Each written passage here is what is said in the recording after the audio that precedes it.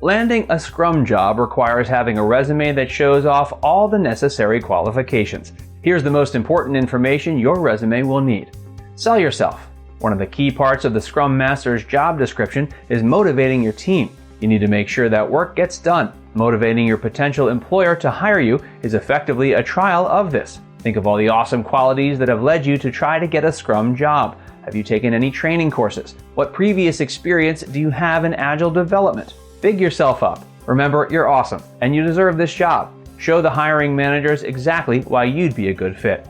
Use keywords and lingo. You need to show that you're au fait with the industry. Part of this is using industry buzzwords. While it may seem irritating, it will only garner positive attention. Not only will this grab the recruiter's attention, but it may also serve another purpose. A lot of companies use applicant tracking systems. These programs scan incoming resumes and can filter out those that don't use certain keywords. You know the terms that float around in the Scrum Master field.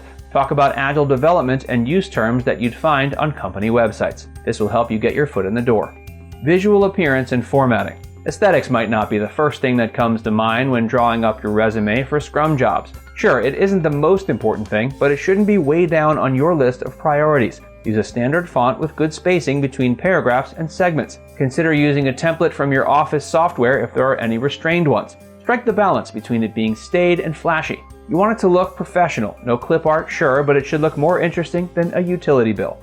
Check, edit, check again.